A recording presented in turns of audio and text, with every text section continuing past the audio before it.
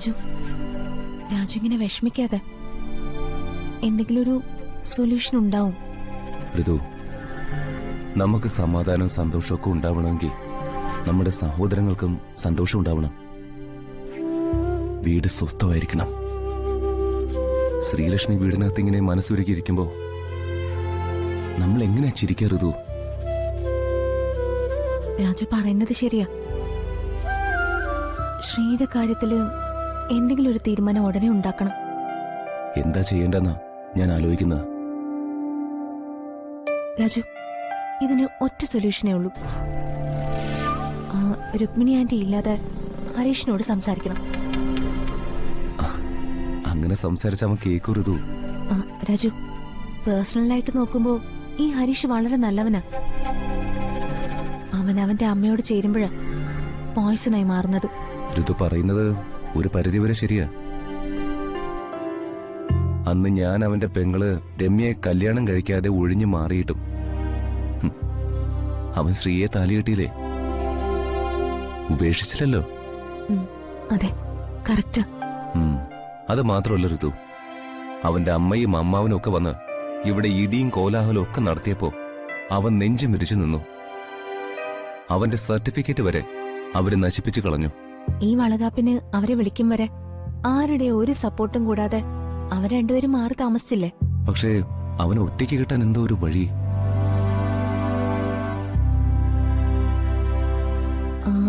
രാജു, ഒരു ഐഡിയ ഉണ്ട്. എന്റെ ഐഡിയ? അത് വർക്കൗട്ട് ആവോന്ന് ഞാൻ നോക്കട്ടെ, എന്നിട്ട് പറയാം. എന്തായാലും വല്യമ്മ ഇവിടെ ഇല്ലാത്തതുകൊണ്ട് വേറൊരു വിഷയത്തിന്റെ ഹെൽപ്പ് വേണം. രാജു, ഞാനിപ്പോ വരാം. എടാ മോനെ, ആരെങ്കിലും കണ്ടാ ജീവിതം മൊത്തം തകർന്ന ഏതോ ഒരുത്തനാണെന്ന് വിചാരിക്കും. നിന്റെ ജീവിതം ഒന്നും തകർന്നിട്ടില്ല മോനെ. തകർന്ന ജീവിതമൊക്കെ നമുക്ക് ശരിയാക്കുന്നതേ ഉള്ളൂടാ.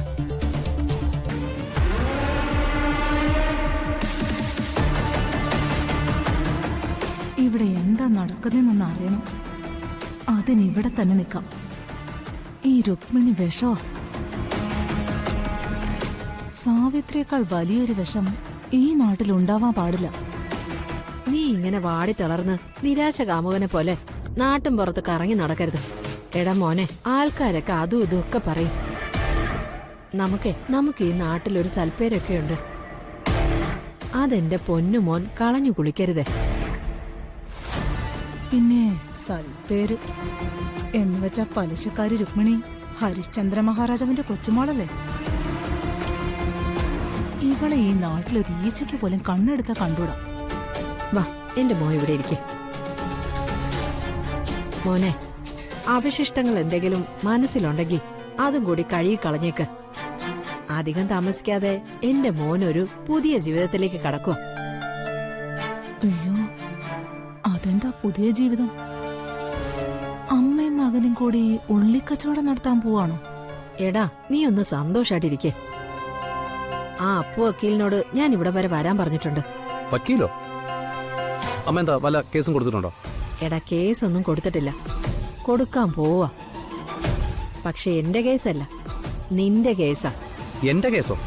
ആ അതേടാ, നീയും ആ എന്തിരവളും തമ്മിലുള്ള വിവാഹമോചനം. ഞാൻ വന്നത് എത്ര നന്നായി. ഇവളുടെ പ്ലാനും പദ്ധതിയൊക്കെ മനസ്സിലാക്കാൻ പറ്റിയല്ലോ. അപ്പോ അമ്മ എല്ലാം അങ്ങ് തീരുമാനിച്ചല്ലേ? ആ, തീരുമാനിക്കാതെ എന്ത് ചെയ്യാൻ പറ്റും? ഇങ്ങനെ ഒരു മുഴുപ്രാന്തിയെ ഭാര്യയാക്കി വെച്ചോണ്ട് എത്ര നാൾ നീ ജീവിക്കും? അതും പോയിട്ട് ഈ നാട്ടുകാരുടെ മുമ്പില് എത്ര നാൾ ഇങ്ങനെ മുന്നോട്ട് പോവും? അമ്മേ, അതിന് ഡിവോഴ്സ് ആണോ ഒരു പരിഹാര മാർഗം?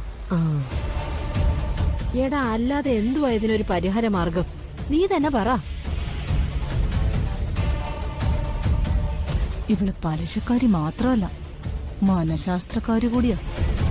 ഇവന് രണ്ടാമതൊന്ന് ചിന്തിക്കാൻ അവസരം കൊടുക്കാതെ ഇപ്പൊ തന്നെ ഡിവോഴ്സ് എന്നുള്ള തീരുമാനത്തിലെത്തിക്കണം, അല്ലെങ്കിൽ ശരിയാവില്ല.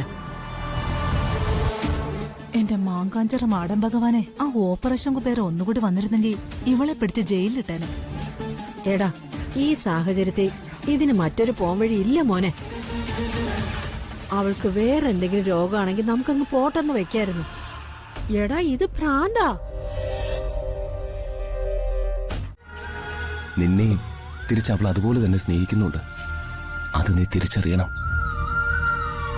ഹരീഷ്, സത്യം എന്താണെന്ന് അറിയുമ്പോ നീ വേദനിക്കും. നിന്റെ അമ്മയെക്കുറിച്ച് മോശം പറയാനൊന്നും ഞങ്ങൾ ശീലിച്ചിട്ടില്ല. രുക്മിണി ആന്റിക്ക് നീയും ശ്രീയും ഒരുമിച്ച് ജീവിക്കുന്നതിൽ ഒരു താല്പര്യവുമില്ല. അവർക്ക് നിന്നെ കൊണ്ട് വേറെ കല്യാണം കഴിപ്പിക്കണം. എന്റെ പൊന്നു മോനെ, നീ രുക്മിണിക്കൊരു കറവപ്പശു മാത്രം. നിന്നെ കൊണ്ട് വേറൊരു കല്യാണം കഴിപ്പിച്ചിട്ട് ലക്ഷക്കണക്കിന് രൂപ സ്ത്രീധനം വാങ്ങി ആ രൂപ പലിശയ്ക്ക് കൊടുക്കാനാ നിന്റെ അമ്മയുടെ തീരുമാനം. ഹരീഷേ, നീ ഡിവോഴ്സിനെ കുറിച്ച് ആലോചിക്കുന്നുണ്ടെന്ന് നിന്റെ അമ്മ പലരോടും പറഞ്ഞ് ഞങ്ങൾ അറിഞ്ഞതാ. ശരിയാ, അമ്മ ആലോചിക്കുന്നുണ്ട്. ഗത്യന്തരമില്ലെങ്കിൽ പിന്നെ എന്ത് ചെയ്യും? എന്ത് ഗത്യന്തരമില്ലായ്മയാ ഹരീഷ്? എന്ത് തെറ്റാ ശ്രീ നിന്നോട് ചെയ്തത്? ശ്രീക്ക് ഭ്രാന്താണെന്നും അവൾക്ക് കുട്ടികൾ ഉണ്ടാവില്ലെന്നും കള്ളപ്രചരണം നടത്തി നിങ്ങളുടെ കല്യാണ ബന്ധം തകർക്കേണ്ടത് നിന്റെ അമ്മയുടെ ആവശ്യം. ആ കൊച്ചിന് ഒരു ഭ്രാന്തുമില്ല മോനെ. മനസ്സിലേക്ക് തീ കയറ്റുന്ന ഏതോ ഒരു മരുന്ന് ആരോ അവൾക്ക് കൊടുത്തു. അതിപ്പം മാറുകയും ചെയ്തു. രാജുമോന്റെ വീട്ടിലെ ആർക്കും ഭ്രാന്തില്ല.